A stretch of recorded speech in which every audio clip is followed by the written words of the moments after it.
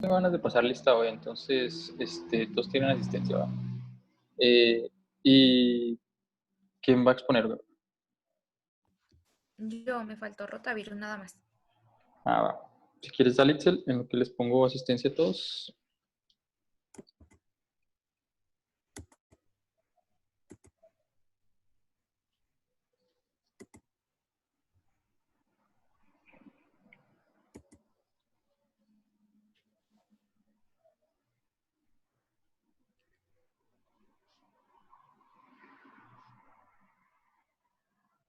¿Ya empiezo? Espérame. Ah, ok. Y ya, sí. Ahora sí. Bueno, yo voy a continuar con el tema de rotavirus. Bueno, tenemos que los rotavirus humanos fueron... ay,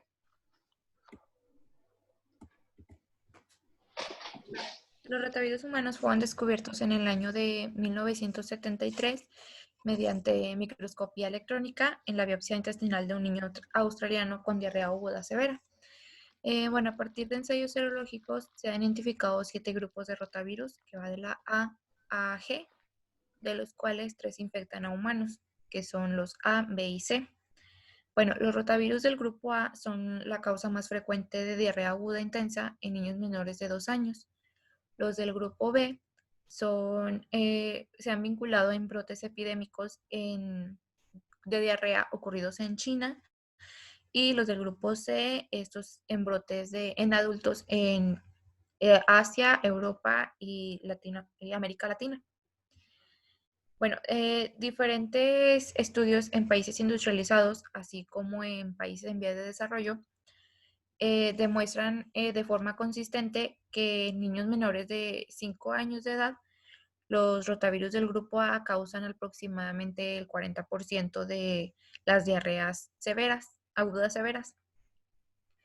En la incidencia de diarrea por rotavirus en niños menores de 18 meses de edad es de 0.3 a 0.8 episodios por niño al año, y lo que indica que a la mayoría de los niños a los 3 años de edad ya, ya se han expuesto a este virus o ya tuvieron que haber tenido alguna infección con este virus.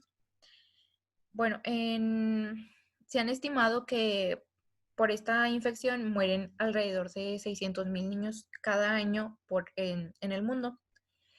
Y bueno, en países como en Estados Unidos, Venezuela y México, la circulación de rotavirus es notablemente estacional, de modo que se va a centrar en los meses más fríos y pues en verano prácticamente va a desaparecer. Sin embargo, en lugares como Brasil y Chile, se detecta cualquier época del año sin una estación predisponente. Bueno, el rotavirus es un virus icosaédrico carente de manto lipídico de 70 nanómetros de diámetro y pertenece a la familia Reoviridae. La cápside viral va a tener 3 capas, una doble cápside externa e interna y un núcleo que va a contener el genoma. Este está formado por 11 segmentos de RNA de doble hebra y cada uno de los cuales va a codificar una proteína, ya sea estructural o no estructural. Bueno, la BP6 es la proteína más abundante en la partícula viral, y esta se va a ubicar en la cápside interna. Y pues las técnicas de ELISA empleadas para el diagnóstico contienen anticuerpos que se dirigen contra BP6. Y bueno, la cápside externa está formada por las proteínas BP7 y BP4, y estas van a participar en la absorción y penetración del virus a la célula intestinal. Bueno, la proteína predominante va a ser una de las proteínas predominantes va a ser la PP7, y esta corresponde a una glucoproteína y esta va a participar en la absorción del virus de la célula. Mientras que la BP4 es una proteína proteasa sensible que va a ser la responsable de inducir cambios necesarios en la membrana celular para la penetración del virus al citoplasma. Y ambas van a determinar el serotipo y van a formar la base de la clasificación binaria de rotavirus. Y, bueno, aquí, mm, sí, perdón. Bueno, van a determinar la clasificación binaria del rotavirus, de las cuales, por ejemplo, los tipos G, que viene siendo por la glucoproteína, y tipo P por la proteína proteasa sensible. Y bueno, la caracterización antigénica del virus mediante estudios de neutralización y el uso de anticuerpos monoclonales ha permitido avanzar en el conocimiento de la inmunidad vinculada a esta infección, en el desarrollo de técnicas inmunológicas de detección y en el desarrollo de vacunas. Bueno, gracias a ello, hoy se sabe que BP7 y BP4 son antígenos relevantes que despertan en el hospedadero una respuesta inmunitaria humoral neutralizante y protectora. Bueno, estos anticuerpos neutralizantes van a ser responsables en forma importante de la baja frecuencia de infecciones sintomáticas observadas por este virus. Y bueno, para BP7 se han descrito 14 tipos G, de los cuales 10 infectan a los humanos, y de los BP4 se han detectado al menos 20 tipos, y estos nada más han encontrado 9 en humanos, en infecciones en humanos. Y bueno, algunas de los patrones antigénicos en humanos que representan la mayor parte de los virus circulantes en el mundo son los tipos P8G1, P8G3, P8G4, P8G9 y P4G2. Y bueno, estas son algunos de las combinaciones que representan los virus tipo BP7, que vienen siendo los tipos G, y BP4, que vienen siendo los tipos P. Bueno, para las vacunas, es por ello que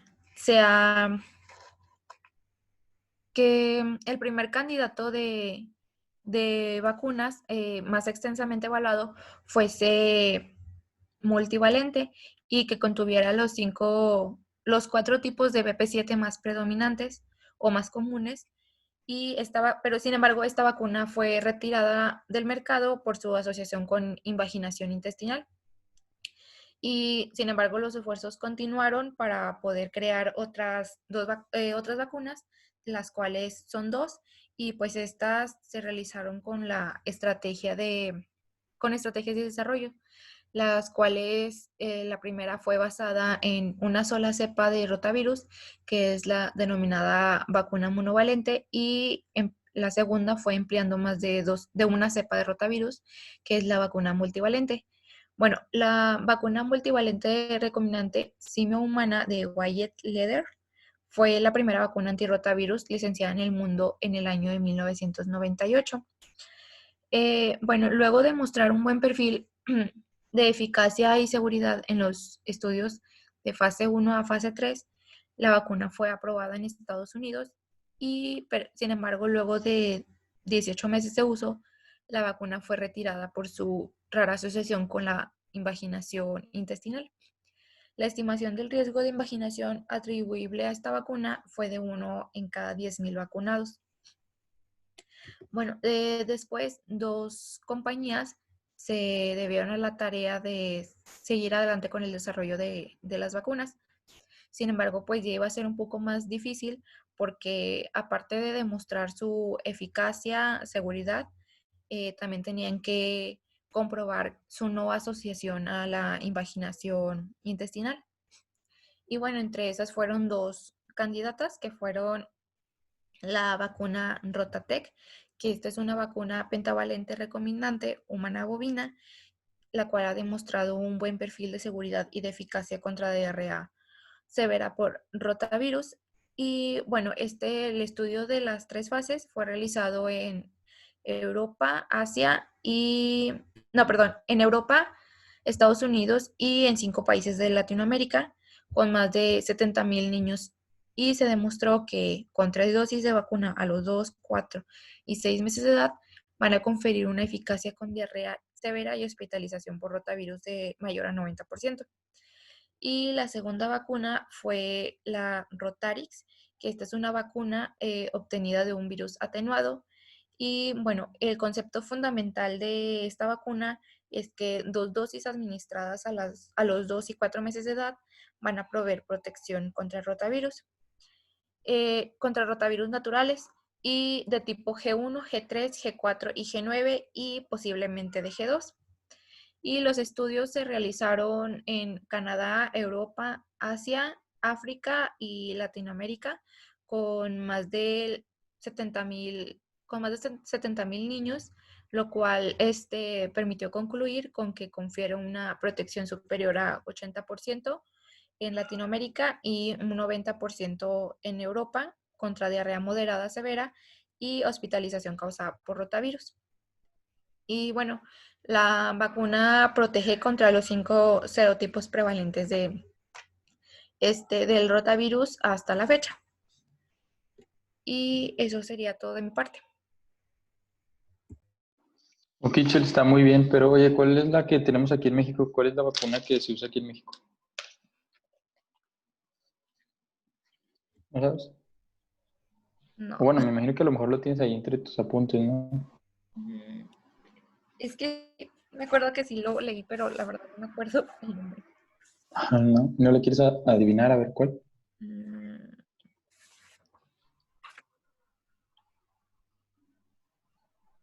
Mm, No. No. ¿Y alguien sabe cuál es la vacuna que tenemos aquí en México? ¿Alguien de los presentes? No. No. Mira, pues la de rotavirus se pone a los 2 y a los 4 meses. Entonces, tú dijiste que la Rotatec era 2, 4 y 6 meses, ¿no? Y la otra, la No pudiera ser la Rotarix, pentavalente. mm, no.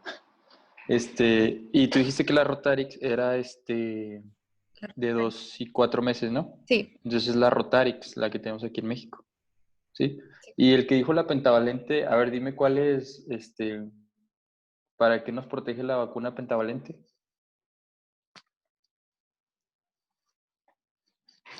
Era la BCG, ¿no? Para la tuberculosis, algo así, ¿no? La pentavalente, O- es que no me acuerdo para cuál era la ¿no? pentavalente. Ay, Ay, ¿quién dijo? Que no estoy viendo quién dice. Sebastián, ¿por qué, Doc? ¿Por qué BCG, Sebas? ¿Para qué protege la BCG? Era la... permítame, es que aquí La lo tengo. BCG es para la tuberculosis y la Sí, pentavalente es difteria, tétanos, Ah, sí, cierto, me tosferina y equivoqué, perdón. polio, creo. Sí, Sebas, no me hagas esto, por favor. Yo tengo muchas esperanzas en ti. Este, Y yo no también me tengo. digas que la Gracias. BCG es No, me confundí. de la pentavalente, por favor.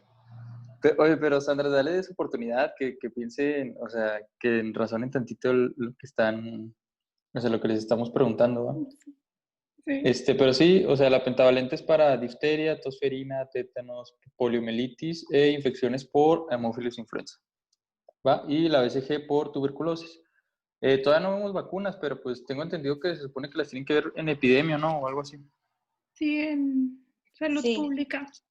Bueno, entonces, pues para que lo tomen ahí en cuenta cuando hagan sus exposiciones, si es de alguna enfermedad que tiene vacuna, pues investiganla y agréguenla ahí en sus, en sus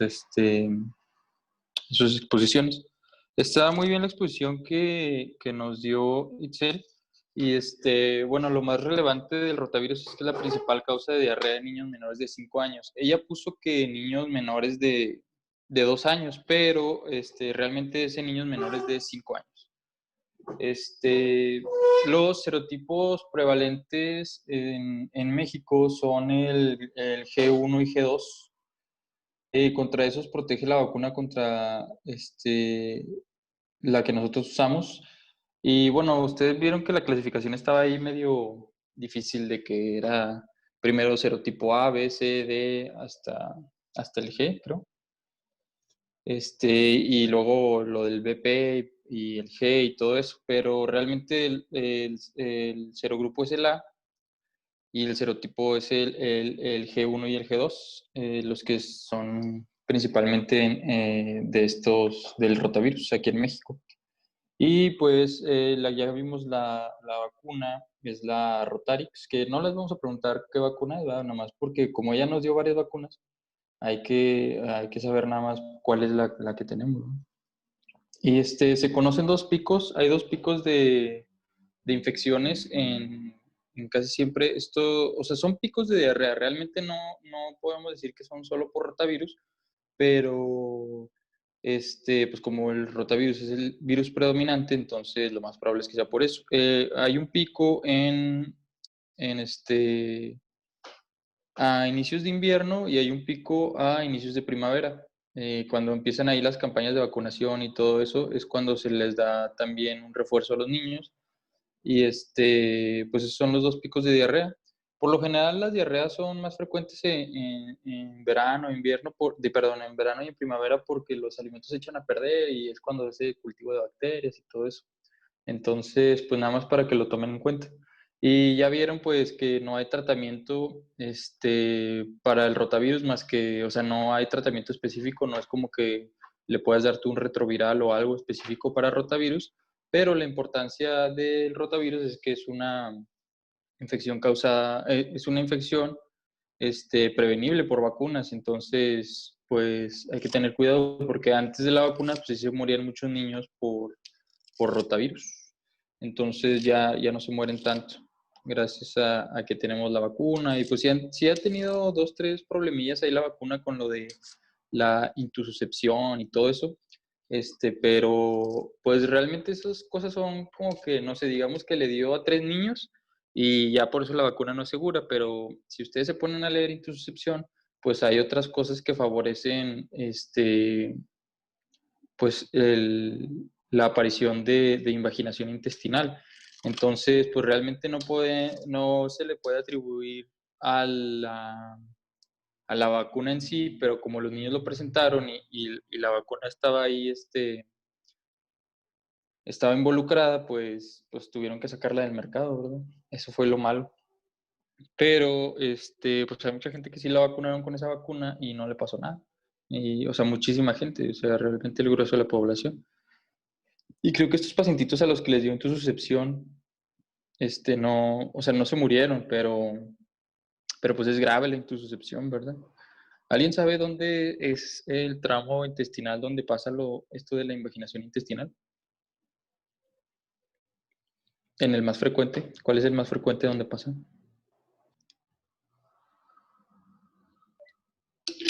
¿El duodeno? No, no es el duodeno.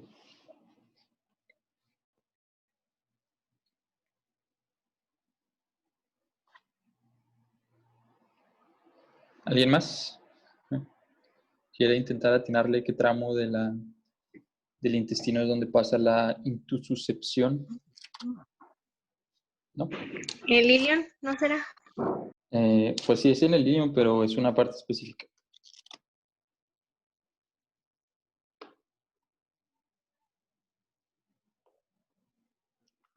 ¿No? ¿Nunca habían escuchado lo de invaginación intestinal antes? ¿No lo han visto en cirugía o algo?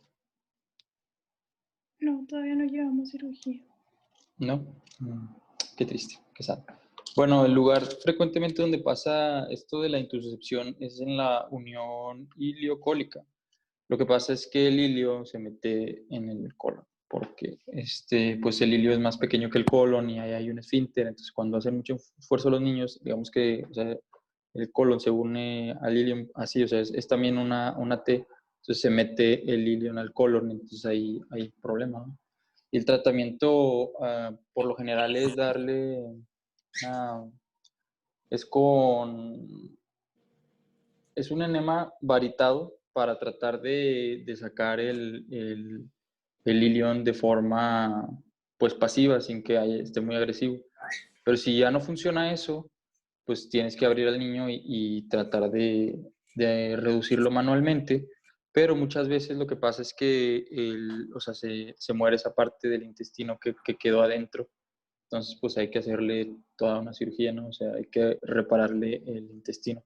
Entonces, hay que sospechar de intussuscepción o invaginación intestinal cuando un niño tiene mucho dolor, cuando tiene datos de abdomen agudo, pues lo mandas directo al hospital para que le hagan sus radiografías y busquen esto de datos de radiológicos o ecográficos de intussuscepción.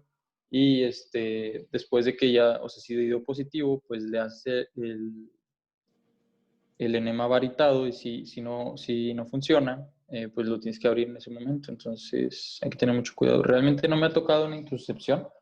Creo que ya son muy raras y aparte, les digo, son de pacientitos seleccionados. Por ejemplo, pacientitos que nacieron con gastroesquisis, pacientitos o sea, que han estado sometidos a varias cirugías, pacientitos que han tenido problemas intestinales durante todo el transcurso de su vida.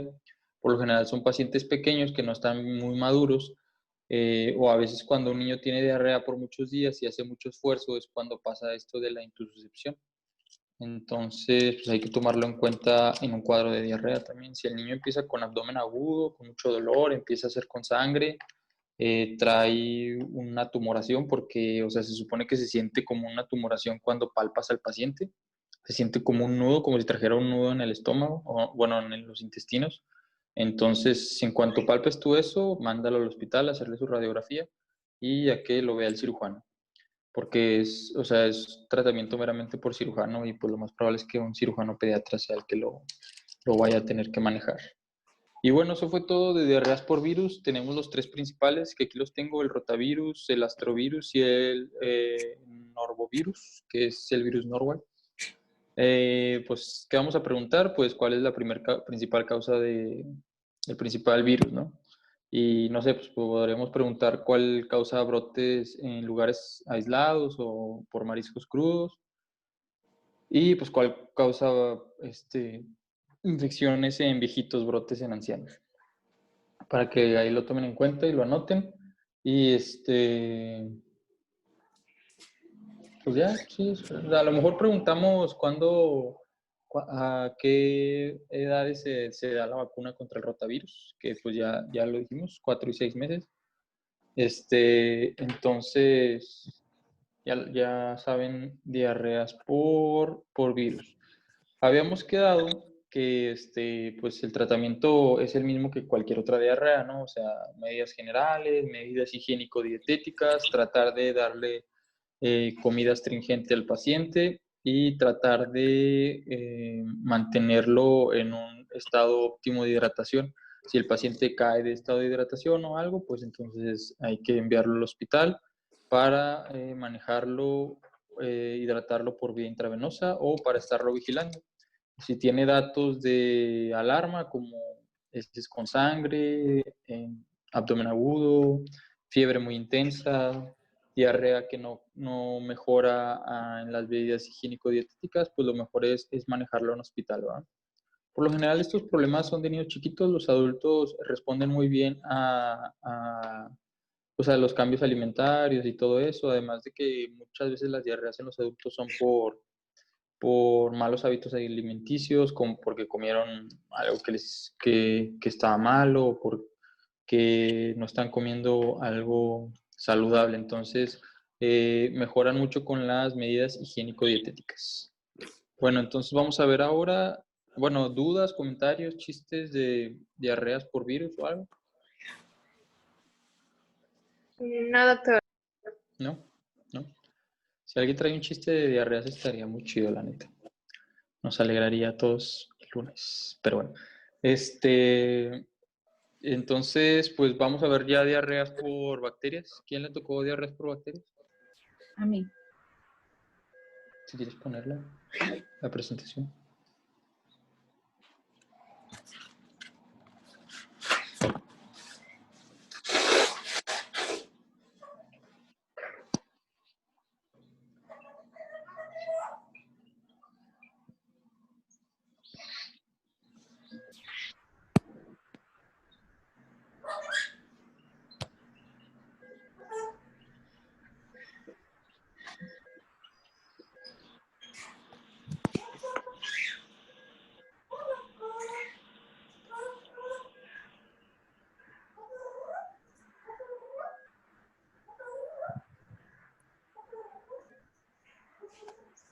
¿Ya se ve? Yo sí la estoy viendo, no sé si los demás la están viendo. Sí, ya.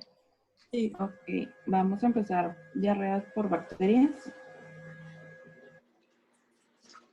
Y el lema de hoy es: el que quiera ser águila que huele, el que quiera ser gusano que se arrastre, pero que no grite cuando le estén pisando. Este lo dijo Emiliano Zapata. Bueno, vamos a empezar con la etiología, que pues aquí van a ser las bacterias de E. coli toxigénica, la E. coli enteropatógena, la Campylobacter jejuni, Shigella, Salmonella y Yersinia. Estas ocasionan entre el 40 y el 50% de las diarreas. Con excepción de la Shigella, las demás infecciones bacterianas no requieren tratamiento antimicrobiano específico. La E. coli toxigénica, esta es causa de la mayoría de los casos que se llama diarrea turística o turista. Diarrea del viajero. Es Anda, sí. la venganza de Moctezuma también, le dice aquí en México. Su epidemiología es el incremento de los episodios bacterianos durante los meses calurosos y lluviosos. La mortalidad más elevada es en pacientes de más de 60 años. Su periodo de incubación es de 1 a 7 días, va a depender del microorganismo, y el periodo de contagio va a durar todo el tiempo que el germen se elimine por las heces.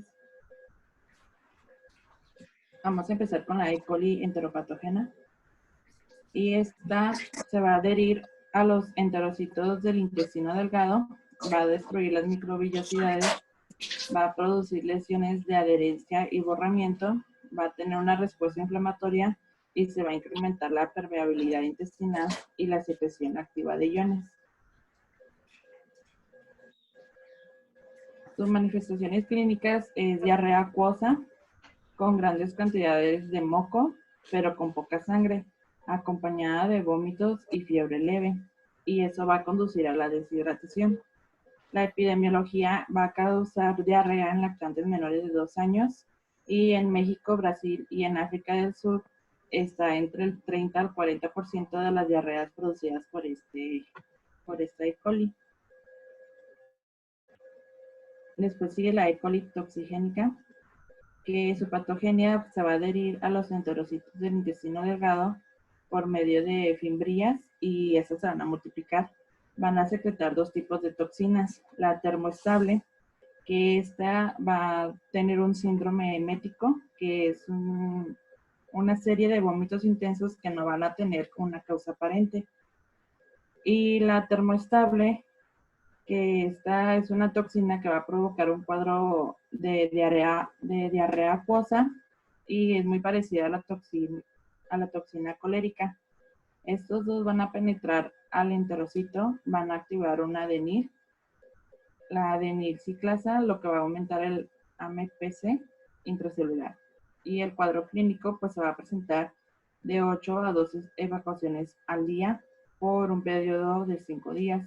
Y las cepas de estos son causas importantes en diarrea en niños menores de 5 años. Y pues es la diarrea del viajero. Sus manifestaciones clínicas pues es diarrea acuosa masiva con precipita de la deshidratación, náuseas, vómito y calambres abdominales.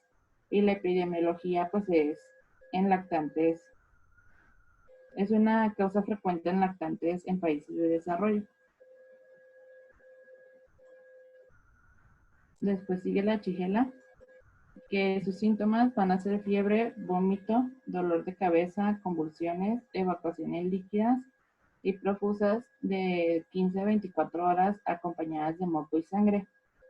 Su periodo de incubación va a ser de 3 a 5 días, y la agente causal pues de la Shigella va a tener que esta es una enterobacteria gram negativa.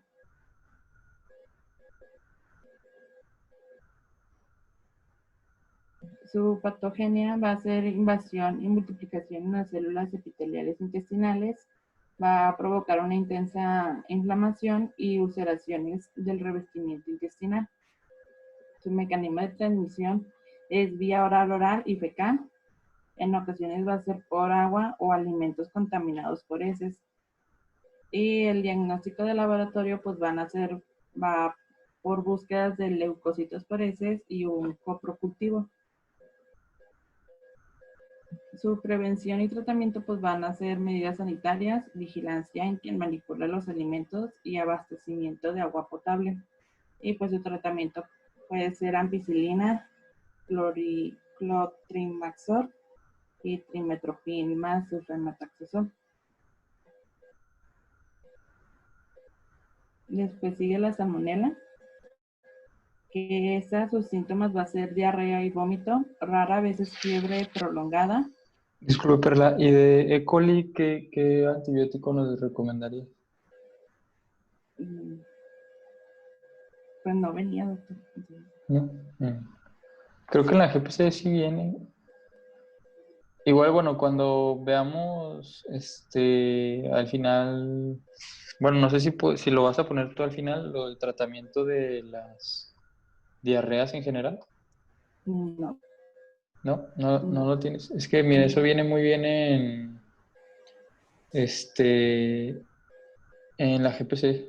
En la GPC viene, por ejemplo, con qué inicias el tratamiento, cuántos días tienes que esperar para darle qué antibiótico o la loperamida y todo eso. Igual si quieres, la clase que entra lo agregas para poder también tomarlo en cuenta. Porque sí es importante que sepan con qué se inicia el tratamiento de la diarrea y con cuánto le van a dar al paciente durante cuántos días. ¿Sí? Sí. Por favor. Sigues continuando. Los síntomas va a ser diarrea y vómito, rara vez es la fiebre prolongada, dolor de cabeza y abscesos. El periodo de incubación va a ser de 6 a 72 horas, de hasta 3 semanas de fiebre tifoidea. Su patogénesis va a ser la invasión de las células que van a recubrir el intestino delgado y el grueso con penetraciones a los tejidos subyacentes.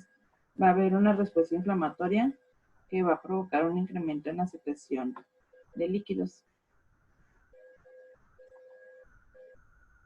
Su agente causante pues es la salmonela, que es una enterobacteria gram negativa. Su epidemiología pues es la ingestión de alimentos contaminados por heces de animales, que son las aves de corral, y una fuente fecal humana. Y la prevención y tratamiento pues es la cocción y manipulación adecuada de alimentos y la vacuna atenuada contra la fiebre tifoidea. La Campylobacter, pues los síntomas son diarrea, fiebre, dolores abdominales, náuseas, vómito y heces con sangre.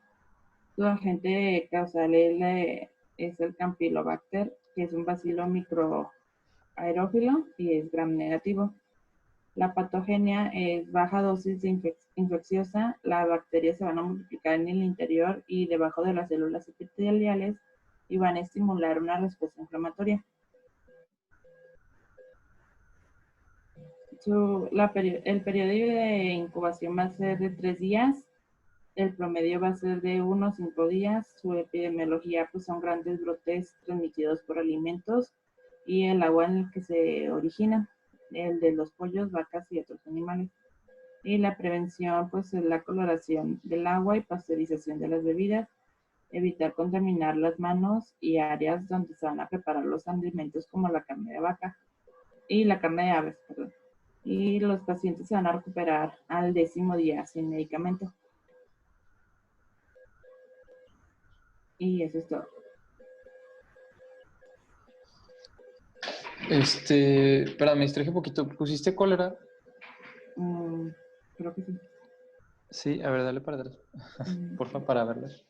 ¿Sabes que ibas un poquito rápido y no alcancé a notar todo lo importante que dijiste? ¿Puedes darle para atrás, porfa, a tu presentación? Sí.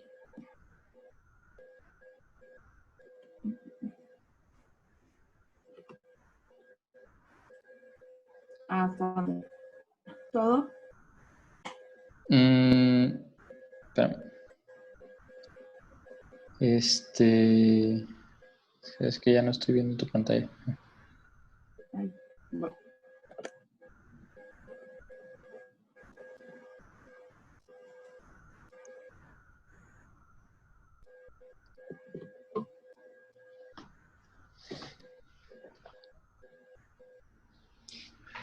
Bueno, nos mencionaste el E. coli, ¿verdad? Que nos mencionaste la enteropatógena y la enterotoxígena. La enteropatógena, Sí. pues es la que causa diarreas, o sea, no en brotes, ni la del viajero. Esa es predominante de cada lugar. De hecho, no sé si viste que menciona a los serotipos del O157H, no sé qué, este, que son serotipos específicos de E. coli. Pero bueno, o sea, total tenemos la E. coli enteropatógena y la enterotoxígena, que es la que causaba la diarrea del viajero. La enterotoxígena es la que nos daba estas dos toxinas, que son toxinas preformadas, que por eso dan un cuadro tan agresivo en pacientes, o sea, por eso el periodo de incubación es de horas, o sea, ni siquiera tienes que haber pasado 2, 3 días para que ya te empiece a dar la diarrea. O sea, ese mismo día te comes el alimento y ese mismo día ya en la noche empiezas con vómito, diarrea, dolor y los retortijones y todo eso. Porque como son ya toxinas preformadas, pues te genera todo este cuadro tan agresivo, ¿verdad? Este cuadro, pues es importante que lo tomen en cuenta porque realmente, o sea, también se quita solo, o sea, al momento que ya el cuerpo distingue las toxinas y las limpia, las barre por la misma diarrea, pues realmente se quita la infección. Entonces, pues también eso de la diarrea del viajero depende del serotipo predominante de E. coli en el lugar. Si tú viajas a un lugar y pues realmente pues no estás, no estuviste en contacto con el serotipo que hay en ese lugar, pues te va a dar este cuadro tan agresivo de diarrea del viajero. Claro que hay otros agentes que causan diarrea del viajero, como el Campylobacter. El Campylobacter también causa diarrea del viajero, pero es de zonas más tropicales, que por ejemplo la Ciudad de México, cosas así que esos sí son por enterotoxígeno. Y luego mencionaste Shigella, que lo principal de Shigella es que nos va a dar evacuaciones con moco y sangre. Eh, este, Eso es como que lo más relevante con respecto a Shigella, que es como que cuando te das cuenta de que si tiene el paciente Shigella o no. Claro que hay otras diarreas que nos pueden cursar con moco y sangre. Por ejemplo, hay otra E. coli, la mm, enterohemorrágica, es la que también nos puede causar diarrea con moco y sangre, pero pues el tratamiento es como que el diagnóstico diferencial con Shigella. La salmonela no la vamos a tocar ahorita el tema porque ese es otro tema, el de fiebre tifoidea, pero si quieres darle a Campylobacter.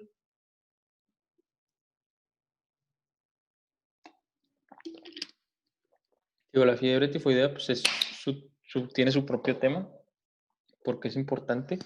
Aquí en México la fiebre tifoidea sigue siendo predominante.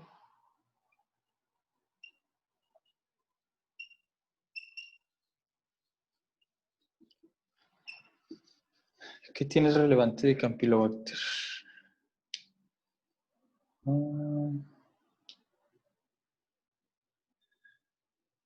Dice baja dosis infecciosa.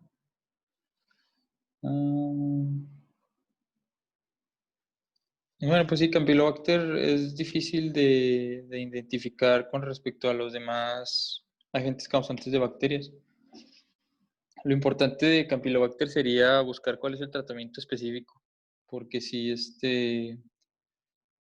pues como es un agente específico y que causa una diarrea distinta, puede, puede, pues puede tener ahí el problema de diagnóstico de que le estás dando un antibiótico creyendo que es E. coli o Shigella y no le das nada, ¿verdad? Bueno, vamos a poner brotes transmitidos por alimentos.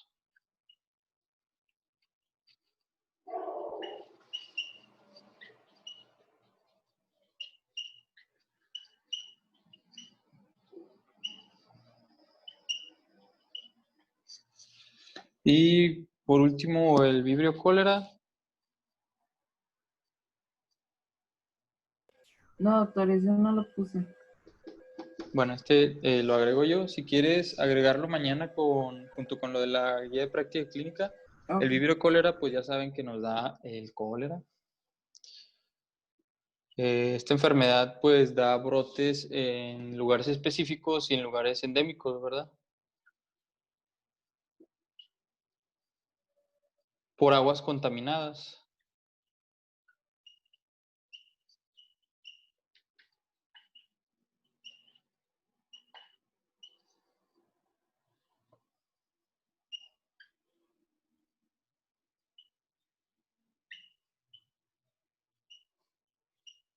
Es importante que si ustedes van, por ejemplo, a acampar a un lugar que es endémico de vibrio cólera, lo más probable es que la gente de ahí tome agua como si nada, agua contaminada, porque pues ya no son susceptibles al vibrio cólera, ¿verdad? Pero, por ejemplo, ustedes que van a ir a esos lugares como de visita, es importante que hiervan el agua porque el vibrio cólera es muy susceptible al agua, digo, perdón, a, a las altas temperaturas. Entonces si ustedes hierven el agua, pues van a matar el vibrio cólera, ¿verdad? El vibrio cólera también tiene su tratamiento específico. Si quieres ponerlo, porfa, Perla, es importante que lo conozcan porque al momento de ustedes estar con un paciente con vibrio cólera, o sea, lo más probable, bueno, no sé si han visto documentales y todo eso de vibrio cólera, o sea, la diarrea es muy agresiva, o sea, literal estaban vomitando y haciendo el baño al mismo tiempo, prácticamente agua, y los pacientes se mueren muy rápido porque, pues por lo mismo, o sea, da una deshidratación muy agresiva. Tiene esto de lo importante que da heces en agua de arroz.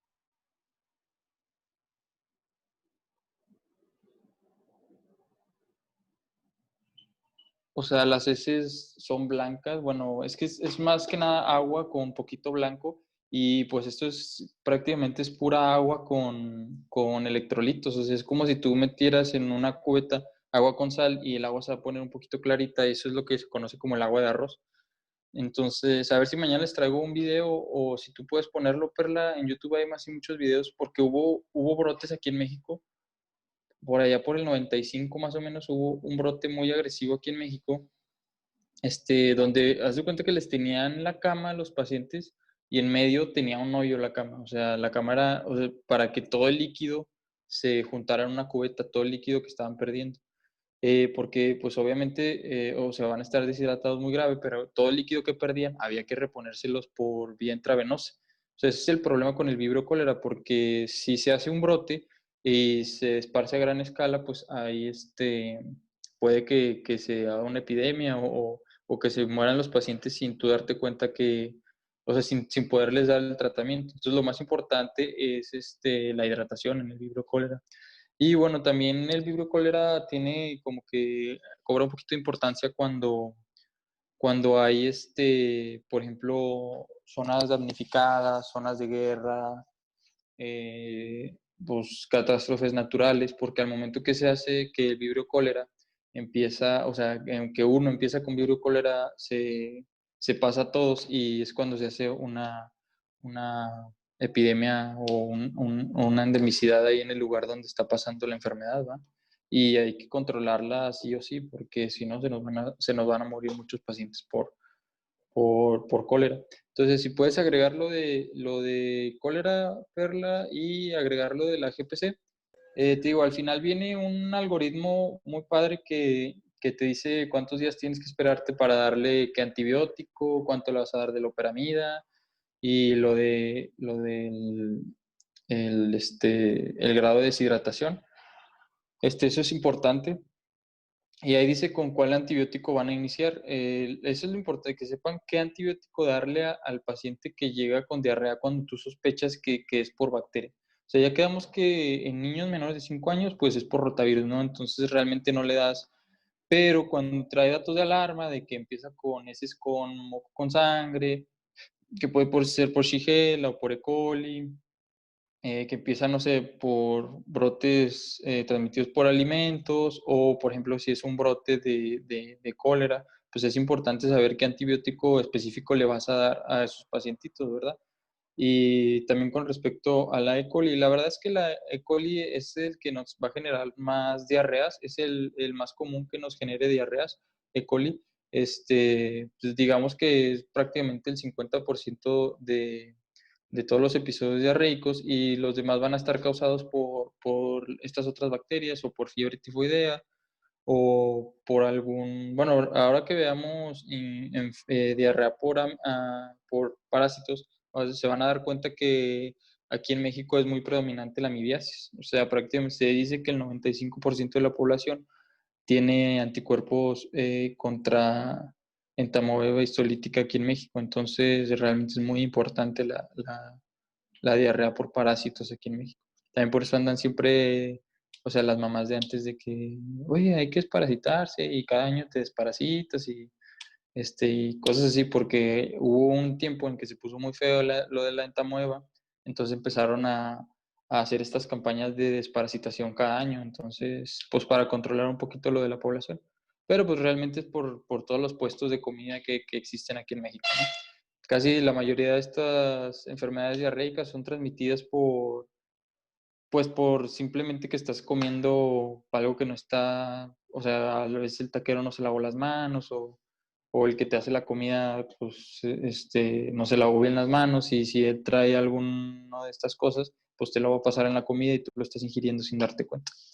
Entonces, pues aquí en México es muy común eso de los puestos de tacos y puestos ambulantes en cualquier esquina y todo eso, y ahí es donde empiezan los brotes epidémicos, ¿no? Inclusive está esta historia de María Tifo, no sé si la han escuchado, que una señora que contagió a todo el mundo de tifoidea, pero pues, o sea, ella fue como que el brote epidémico. Es una historia ahí de estas de medicina que son, que quién sabe si sea cierta, pero pues por ahí está, si alguien la quiere buscar y no la dice, estaría muy padre. Y bueno, eso es, bueno, mañana vamos a continuar con diarreas por bacterias y pues nos vemos mañana. Pues pónganse a leer, lean de ahí del libro, les digo, por ejemplo, en el Napoleón viene muy bien lo de diarreas por bacterias, muy bien, ahí vienen todos los serotipos, todas las bacterias. Les digo, realmente lo más relevante vendría siendo el tratamiento específico de cada bacteria. Entonces, para que lo tomen en cuenta. Y las características como que específicas de cada diarrea, para que vayan haciendo una diferencia o sea, ya cuando ustedes estén en la consulta, y que digan, bueno, pues este es diarrea moco con sangre, bueno, pues puede ser chigelado. O, este es diarrea del vejero, bueno, pues lo más probable es que sea coli. O, no sé, este paciente trae agua de rosa, lo más probable es que sea vibrio cólera. Eso es lo importante, o sea, que saquen una característica específica de cada patógeno y como que se la queden grabada para que el día que ustedes ya estén en la consulta no vayan a estar dando antibióticos sí o sí, sino den el que ustedes consideren que es el mejor, ¿va? Y pues eso sería todo por hoy. Nos vemos mañana entonces. Cuídense. Hasta mañana. Hasta mañana. Igual, Hasta doctor, mañana. hasta mañana. Mañana nos vemos.